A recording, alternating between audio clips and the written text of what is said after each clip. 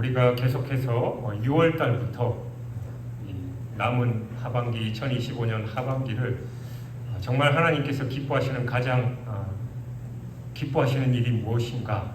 바로 영혼을 살리는 그런 일이죠. 그래서 우리가 6월 달부터 하나님 아버지의 마음이 믿지 않는 자들을 향한 하나님의 아버지의 마음, 그 간절하고 애절한 마음이 어떤 것인지를 살펴봤고, 우리가 복음을 전하기 위해서 어떤 걸 준비하고 또 어떻게 그들에게 다가가야 되고 어떤 말과 어떤 행동을 해야 되는가, 또 그들의 반응에 대해서 어떻게 우리가 대처해야 되는지에 대해서 살펴봤습니다.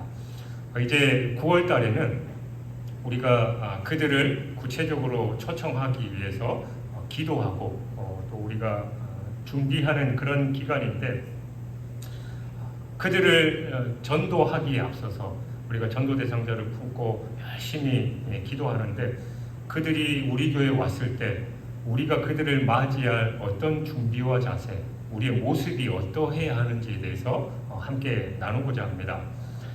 가을이 되면 하늘을 수놓는 그 장관 중에 하나가 기러기 떼가 비행하는 거죠. 이렇게 V자를 그려서 이제 기러기 떼들이 열심히 날아가는데, 그 학자들의 말에 의하면 이 기러기 떼가 V자 대형을 유지해서 날아갈 때 혼자 그리고 그냥 무리를 지어서 날아갈 때보다 71%나 더 멀리 갈 수 있다고 합니다. 그러니까 날아갈 때 이 공기 저항을 받으니까 이 V자를 하면 그 제일 앞에 선 그 기러기가 그 공기 저항을 뚫고 가면 그 바람이 이렇게 V자 대응을 하면 점점 멀어질수록 그 저항을 덜 받는데요. 그래서 그 한 마리가 쭉 날아가면서 다 같이 이제 V자 대응을 해서 날아가고, 그리고 제일 앞에서 선두에 섰던 그 기러기가 지치면 이제 뒤로 가는 거죠. 그러면 두 마리 정도가 붙어서 그 기러기가 격려해주고 회복할 수 있도록 그렇게 해주고, 또 전체가 날아갈 때 그 앞에 기러기가 최선을 다해서 공기 저항을 뚫고 날아가면 나머지 기러기들이 날아갈 때 어떻게 해요? 조용히 안 날아가죠. 끼룩끼룩 하면서 서로 격려합니다. 힘내라. 그러니까 저도 이제 뭐 운동을 좋아합니다만 특별히 이제 단체 스포츠를 할 때 서로 격려하고 또 힘을 북돋워주는 게 참 중요해요. 그래서 서로 화이팅하고 실수해도 괜찮아 격려하고 잘하면 막 박수 쳐주고, 뭐 여러분들 어제도 우리 국가대표 축구 그 평가전이 있었죠. 그래서 패스를 잘 했는데 자기가 이제 뭐 실수를 해서든지 아니면 못 받았을 때 꼭 이제 엄지척을 해주면서 격려해주는 그런 모습들, 바로 이제 기러기 때 모습이 그렇다라는 겁니다. 그래서 그들은 서로 격려하고 보호하면서 함께 공동의 목표를 향해서 힘차게 날아갑니다. 반면에 닭장 속의 닭들은 어떠느냐? 닭들은 늘 닭장 속에서 모여 살죠. 근데 그 안에는 보이지 않는 서열이 있어요. 일명 쪼는 서열, 순서라고 하는데, 힘이 약한 닭을 힘이 강한 닭이 그냥 쪼아댑니다. 까불지 말라고 그러는 거죠. 그리고 모이도 힘이 강한 닭이 먼저 먹고, 힘이 약한 닭들은 저 구석에 있다가 힘센 닭이 다 먹고 나면 그제서야 가서 먹이를 먹는 그런 모습이다라고 해요. 그러니까 함께 있지만 결코 그 닭장 안의 닭들은 하나 되지 못하고 오직 각자의 생존과 이익을 위해서만 서로 핥힐 뿐입니다. 그러면 여러분께 묻겠습니다. 그러니까 우리 교회는 저 광활한 창공을 날아가는 그 기러기 떼의 모습입니까? 아니면 닭장 속에서 서로를 향해서 쪼아대는 그런 닭들의 모습입니까? 오늘 본문은 사도 바울이 로마 교회 성도들에게 보내는 이 간절한 권면으로 교회가 어떻게 이 세상의 닭장과 같은 분위기, 분열의 분위기를 이겨내고 저 하늘의 기러기 떼와 같은 아름다운 모습으로 연합할 수 있는지, 그 위대한 원리를 가르쳐주고 있습니다. 이 시간 말씀을 통해서 우리 교회가 먼저 따뜻한 사랑의 공동체로 바로 서고 나서 그 다음에 우리가 전도 대상자를 전도해 왔을 때 그 새 가족들을 사랑으로 품을 그런 준비를 하는 은혜의 시간이 되시길 주님의 이름으로 간절히 축원합니다. 우리가 구원한다는 이 초청 준비하고 또 그들을 위해서 기도에 집중할 텐데 그 이유는 우리가 목표를 정했죠. 11월 추수감사주일에 우리가 한 성도가 한 영혼이라도 전도하자. 그들을 우리에게 초대하기 위함입니다. 그런데 우리가 아무리 열심히 VIPD 그 전도 대상자를 초대해서 교회에 데려온다 한들 그들이 찾아온 우리 교회가 차갑고 분열된 이 닭장과 같은 모습이라면 어떻게 될까요? 보통 어딜 가든지 뭐 교회 안에도 마찬가지죠. 처음 그 공동체 교회 안에 발을 들여놓으면 5분 안에 그 교회 분위기가 완전히 파악된다고 합니다. 그러니까 성도들이 서로를 향해서 날카로운 눈빛 보내고 예배 후에는 뭐 끼리끼리 모여서 다른 사람들을 비판하고 뭐 새신자가 오든 말든 별 관심 없이 맞아준다면 아무리 설교가 은혜롭고 찬양이 뜨거워도 그 사람, 그 새신자는 이 교회가 뭐 그렇지 뭐, 이 교회도 그렇구나라고 교회 발길을 교회에서 돌리기 마련이에요. 그리고 한번 그 교회에 상처받은 사람은 다시는 그 교회에 오지 않습니다.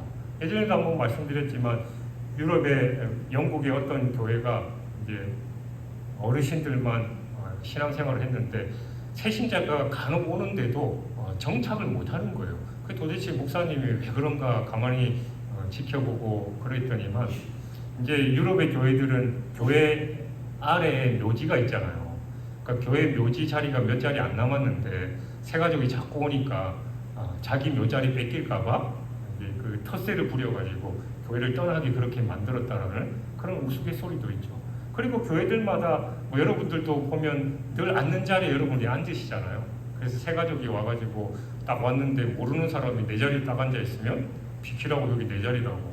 그러면 새가족은 뭐 누구 이름 적어놓은 것도 아니고 당연히 그런데 그런 상황이 된다는 겁니다. 아니 뭐 앉을 수도 있죠. 그러니까 그게 교회 전체적인 분위기가 된다는 거예요. 그래서 우리 교회는 정말 기러기 때와 같이 서로 격려하고 공동의 목표를 향해서 열심히 달려가는 교회냐 아니면 서로 그냥 헐뜯고 서로에 대해서 손가락질하고 아는 척도 안 하고 그런 차갑고 냉랭한 교회인지 우리가 영혼들을 데리고 오면 차라리 안 데리고 다른 더 좋은 교회 갔으면 신앙생활 잘할 텐데 우리는 준비도 안 됐으면서 그런 사람들을 막 데려왔으면 우리도 힘들어지고 그 사람은 다시는 교회 우리 교회뿐만이 아니라 아예 교회라는 거 그냥 이러면서 아예 쳐다도 보지 않는 그런 일이 발생할 수 있다는 겁니다. 그래서 귀한 영혼을 데리고 오는 것도 중요하지만 우리가 하나님 앞에서 또 우리 교회 공동체 모습이 어떠해야 하는지가 중요하다는 겁니다. 반대로 교회가 서로 짐을 져주고 격려하면서 하나 되는 그 날아가는 기러기 때와 같은 모습을 보인다면 당연히 그 새신자는 그 따뜻한 사랑과 관계망 안에서 안정감과 소속감을 누리고 그 교회에 잘 정착하겠죠. 그래서 안타까운 표현입니다만 부익부 빈익빈 잘 되는 집이 잘 되고 안 되는 집은 안 되는 거예요. 여러분들도 식당 가보시면 알잖아요. 식당 가면 맛집으로 소문난 집은 몇 시간씩 줄 서서라도 먹습니다. 그럴 가치가 있으니까. 근데 팔이 날리고 안 되는 집은 안 되는 거예요. 되는 이유와 안 되는 이유가 분명히 있다는 걸 우리는 잘 알아야 됩니다. 따라서 성공적인 초청을 위한 가장 중요한 준비는 화려한 행사가 아니라 우리 교회가 먼저 서로 사랑하면서 환대하는 따뜻한 공동체가 되어야 합니다. 그렇다면 어떻게 그런 공동체를 이룰 수 있느냐? 바울은 하나됨의 첫 번째 원리를 우리 모두가 바라봐야 할 단 하나의 완벽한 모범 답안을 제시하고 있어요. 당연히 예수 그리스도이십니다. 3절 말씀에 그리스도께서 자기를 기쁘게 하지 아니하셨나니 기록된 바 주를 비방하는 자들의 비방이 내게 미쳤나이다 함과 같으니라. 그러니까 자기를 기쁘게 하지 아니하셨다라는 건 예수님의 이 전생애가 자기 자신의 만족이나 유익을 위해서 살지 않으셨다라는 선언입니다. 예수님의 모든 생각과 말씀과 행동은 오직 하나님을 기쁘시게 하기 위한 것이었고 잃어버린 우리를 구원하는 데만 초점이 맞춰져 있었습니다. 사도 바울은 이어서 시편 69편 9절을 인용해요. 이 시편은 의인이 당하는 고난을 노래하는 그런 시인데, 그러니까 예수님의 십자가의 그 고난을 예표하는 겁니다. 즉 예수님의 자기 부인은 결국 우리를 비방하고 하나님을 대적하는 모든 죄의 짐을 대신 짊어지시는 그 십자가의 고난으로 이어졌다라는 것입니다. 빌립보서 2장 6절 8절 예수님의 이 자기 비움의 사랑을 가장 아름답게 묘사한 구절이죠.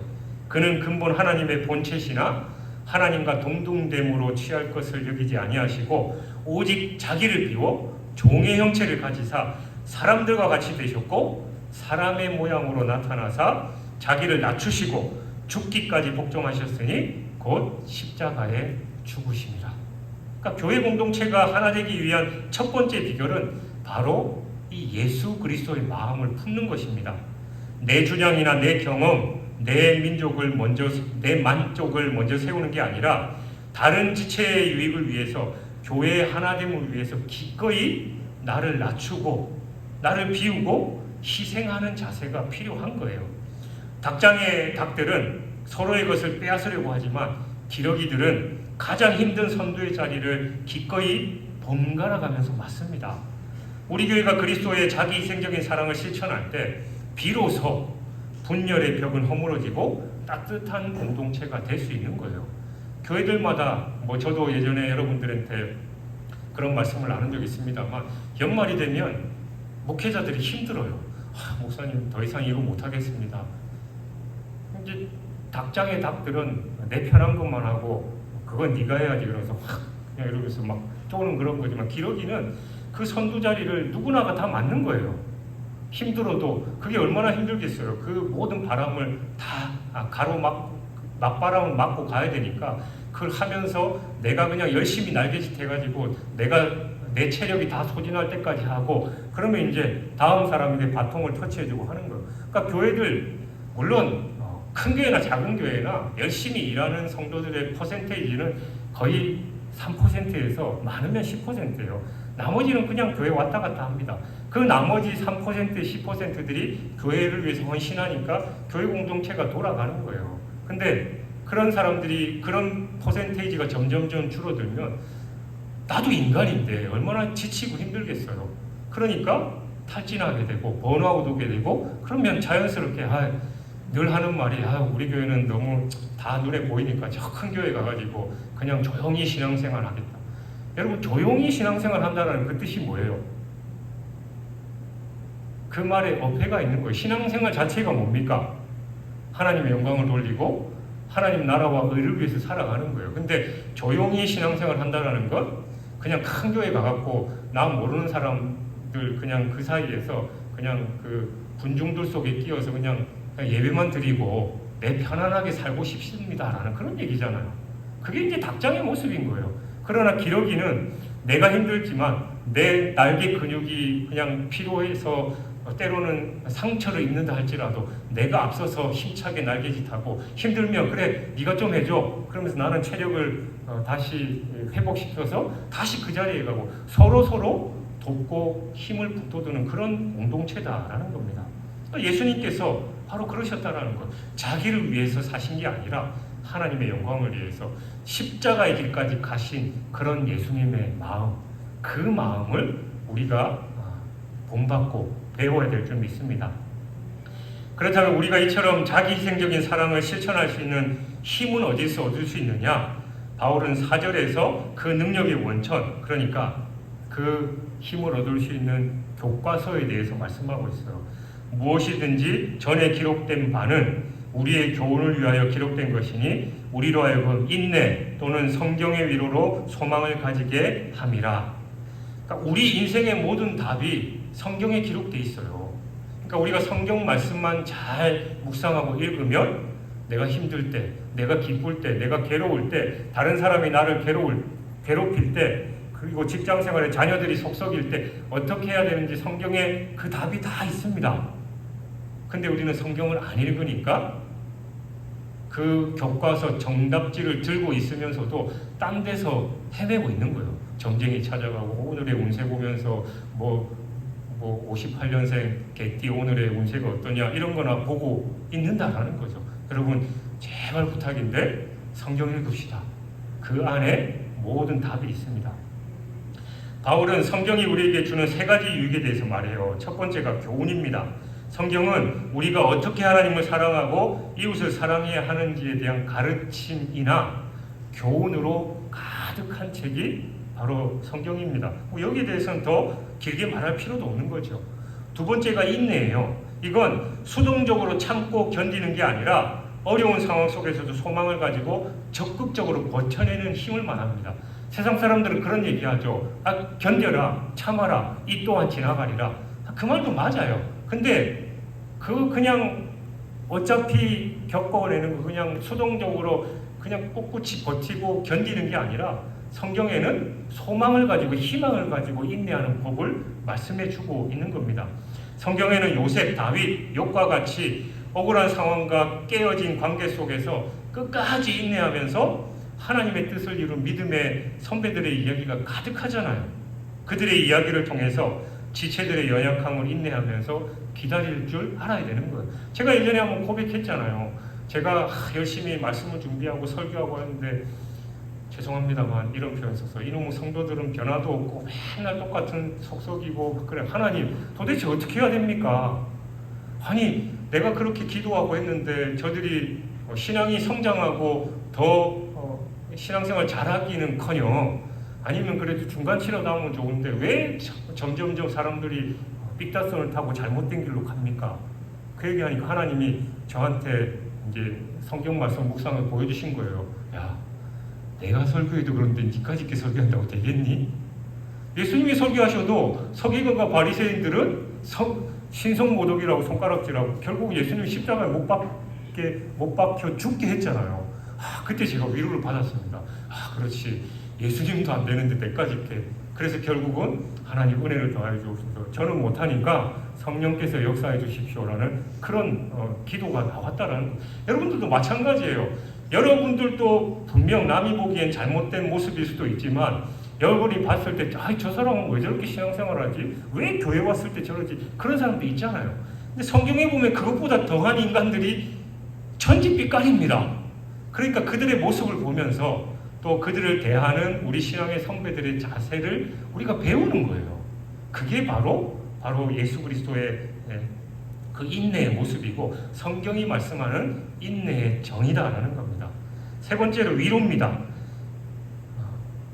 겉으로 부름받아 돕는 것을 의미하는 그런 단어인데 이제 성령님의 핵심적인 사역이 위로예요. 보혜사 성령. 그러니까 성경 말씀은 상처받고 지친 우리의 영혼 곁으로 다가와서 우리를 위로하고 격려하면서 다시 힘을 얻게 해준다는 거예요. 힘들고 어려울 때 말씀을 보면 하나님의 그 따뜻한 위로, 상한 걸대를 꺾지 않으시는 그 하나님의 은혜를 누리게 된다는 거예요. 그러니까 성경 말씀 읽으면 여러분들 행복과 기쁨이 넘쳐날 뿐만이 아니라 어떨 때는 소름이 돋아요. 그러니까 이 기쁨, 그래야 꿀과 송이꿀보다 더 달달한 이 성경 말씀, 시편의 말씀이 마음에 와 닿는 겁니다. 그러니까 성경을 읽어야 그 맛을 알죠. 그러니까 우리가 성경을 깊이 읽는 게 중요합니다. 그리고 이 교훈과 인내와 위로는 궁극적으로 우리에게 소망을 줍니다. 우리가 비록 지금은 연약하고 다툼이 있을지라도 말씀을 통해서 인내하고 위로받을 때 마침내 하나님께서 우리를 온전한 공동체로 세우실 것이다라는 그런 소망을 갖게 되는 거예요. 그러니까 교회의 하나됨은 모든 구성원이 함께 이 하나님의 말씀이라는 이 성경책, 이 교과서를 펴고 그 안에서 이 위로와 인내와 또 그 우리의 연약함에 대한 교훈을 공급받으면서 같은 소망을 품고 나아갈 때 이루어진다라는 겁니다.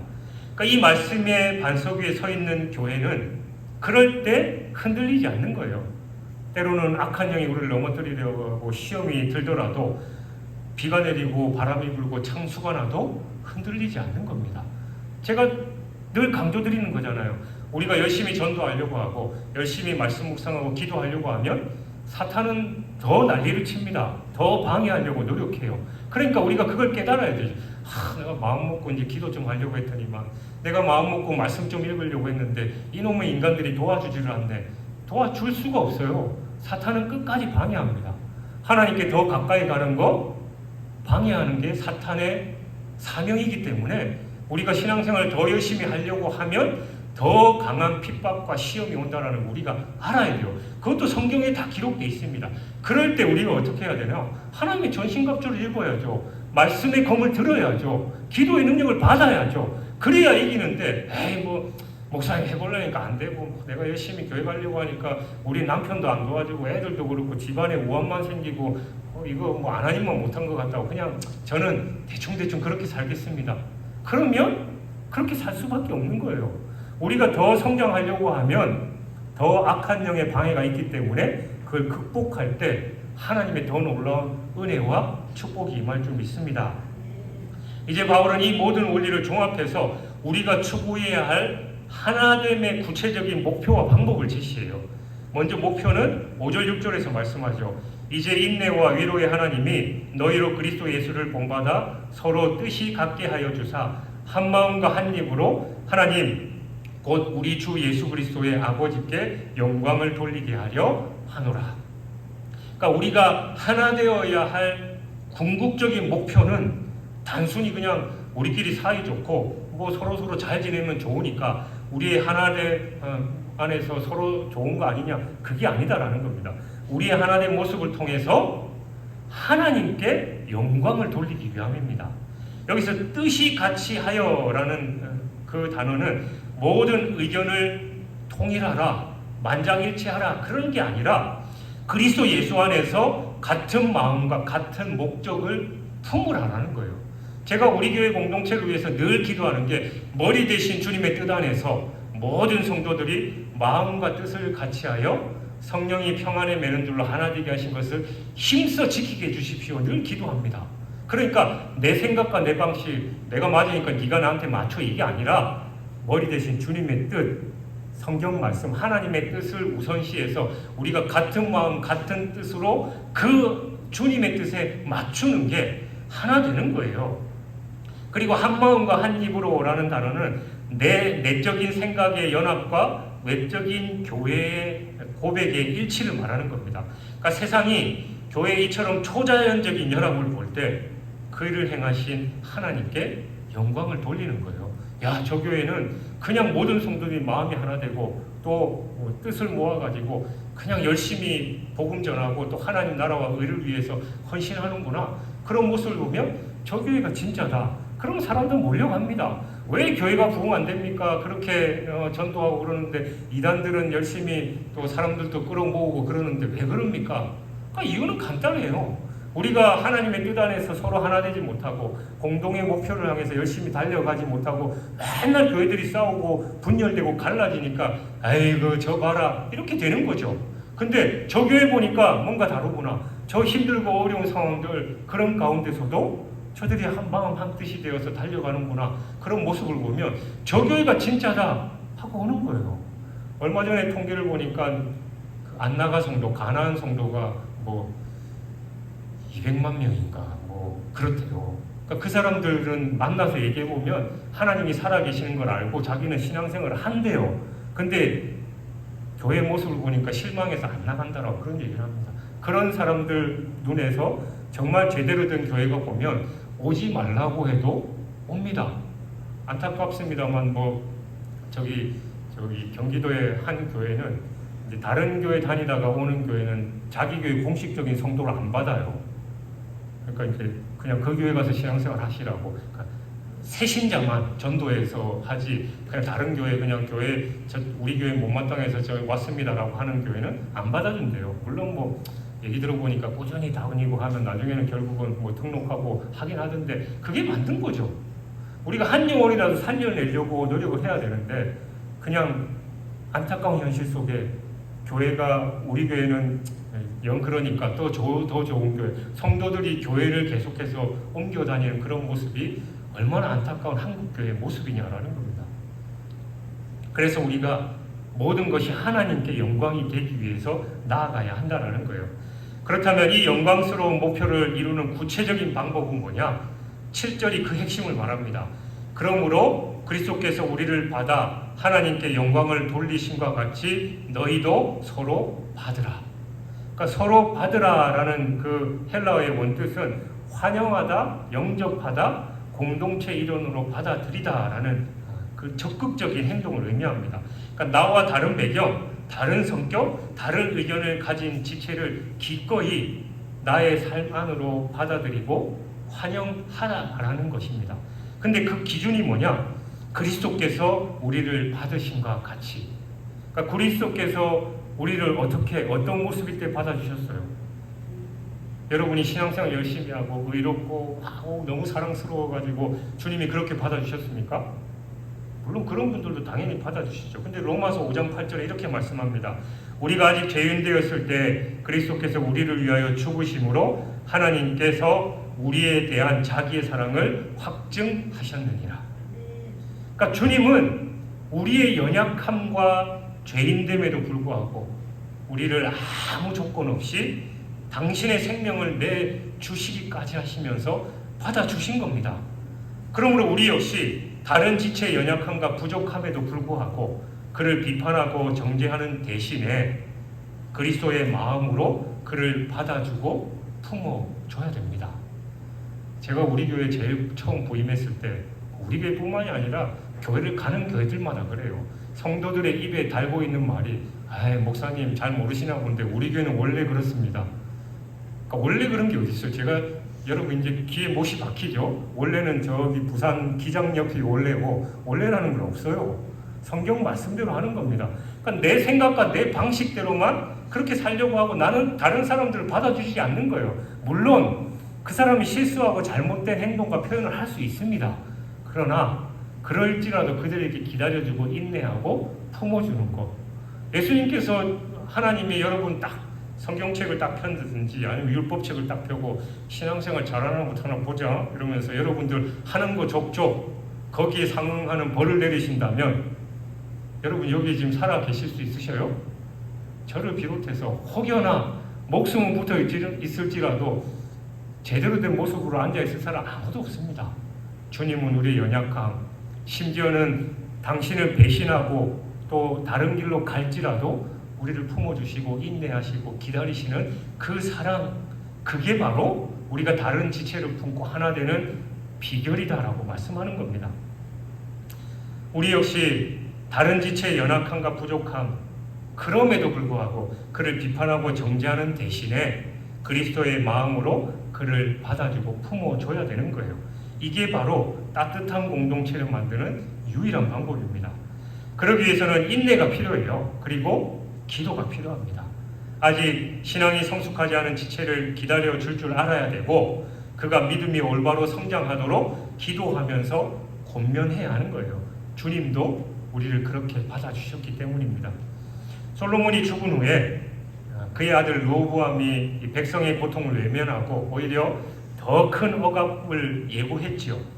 이게 이제 본문 3절에 그리스도께서 자기를 기쁘게 하지 아니하셨나라는 이 말씀과 정반대되는 표현인데 자기 자신만 기쁘게 하는 그 리더십의 전형이었습니다. 이 교만하고 섬김 없는 리더십에 반발해서 여로보암을 중심으로 한 이 북쪽의 10지파는 나라를 쪼개서 나갔습니다. 이 분열은 단순히 영토가 나뉜 정치적인 그 사건으로 끝나지 않았어요.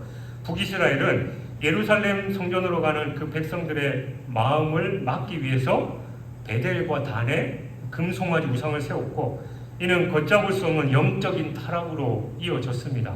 결국 남북은 서로를 향해서 칼을 겨누는 동족 상잔의 비극을 겪었고 수백 년간의 분열 끝에 북왕국 이스라엘은 아수르에 남왕국 유다는 바벨론에 멸망당하는 비참한 최후를 맞이했습니다. 반대로 교회 안에서 이 성도들이 자신의 권리와 주장만을 내세우고 섬기지 않을 때 그 공동체는 영적인 힘을 잃어버릴 수밖에 없고 세상의 가치관에 쉽게 물들게 되는 겁니다. 결국 이 내적인 다툼으로 인해서 복음 전파라는 이 본질적인 사명을 감당하지 못하고 세상 속에서 영향력을 잃어버리는 영적 멸망에 이룰 수 있다는 걸 우리는 똑똑하게 기억해야 됩니다. 그리고 반대로 오순절 성령 강림 이후에 예루살렘 초대교회는 놀라운 하나의 경험을 했습니다. 사도행전 4장 32절은 믿는 무리가 한 마음과 한 뜻이 되어 모든 물건을 서로 통용하고 자기 재물을 조금이라도 자기 것이라 하는 이가 하나도 없더라. 즉 그들의 초자연적인 사랑과 연합은 이 예루살렘 사회에 큰 감동과 도전을 줬습니다. 그 결과 사도행전 2장 47절에 보면 주께서 구원받는 사람을 날마다 더하게 하시니라. 사람들은 그들이 하는 그 설교뿐만이 아니라 그들의 하나된 삶의 모습을 보고 예수님께로 돌아왔습니다. 그러니까 설교의 핵심 메시지와 같이 교회의 가장 강력한 전도 도구는 바로 따뜻하고 하나된 공동체의 모습입니다. 이기심과 경쟁심으로 가득 찬 세상은 그리스도 안에서 서로를 조건 없이 받아주고 또 진심으로 사랑하는 이 공동체의 모습에 목말라 있어요. 우리가 서로를 사랑하면서 환대할 때 세상은 우리를 보고 우리 안에 계신 예수 그리스도를 보게 되는 겁니다. 우리의 하나됨이 바로 우리의 전도 대상자들을 초대할 수 있는 가장 따뜻하고 안전한 영적 보금자리가 되는 것이지요. 이처럼 성경의 역사는 우리에게 분명히 보여줍니다. 분열은 언제나 실패와 멸망을 가져왔고 하나됨은 위기 극복과 부흥의 열쇠였습니다. 우리가 9월달 초청을 준비하면서 집중적으로 기도를 하고 있는데 우리 교회가 먼저 이 교회의 분열을 회개하고 초대교회 하나됨을 본받아서 서로 뜨겁게 사랑하고 환대하는 그 공동체로 굳건히 거듭나기를 기도해야 되는 거예요. 그 방법은 다른 게 없습니다. 내가 낮아지는 거고 있는 사람 그 사람 그대로를 인정하고 부족한 부분을 위해서 기도하는 거예요. 왜 그러냐고 그렇게 하면 안 된다고가 아니라 그럴 수도 있지. 그러나 우리 함께 기도합시다 라고 마음을 모아야 하는 거예요. 사랑하는 여러분, 오늘 말씀은 우리에게 묻습니다. 너희 진주중앙교회 공동체는 내 사랑하는 영혼을 내가 보내줄 그들을 맞이할 준비가 되어 있느냐? 집안이 어지럽고 가족끼리 다투고 있는데 무슨 손님을 초대할 수 있겠냐라는 거죠. 우리가 전도 대상자들을 초대하기 전에 먼저 우리 교회 공동체부터 그리스도의 사람으로 하나 되어서 서로를 따뜻하게 환대하는 영적 보금자리가 되어야 합니다.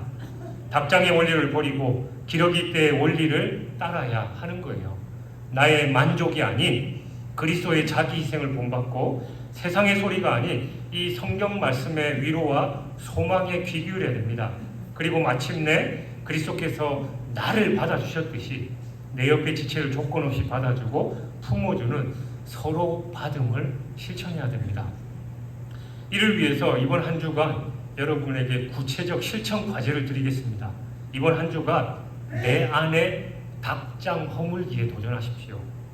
먼저 교회 안에서 나와 가장 관계가 어색하거나 내 마음에 들지 않는 그 한 지체를 떠올려 보시기 바랍니다. 그리고 그 사람을 위해서 하나님 앞에 진지하게 기도하십시오. 하나님, 제가 저 지체를 그리스도께서 저를 받으신 것 같이 받게 해주십시오.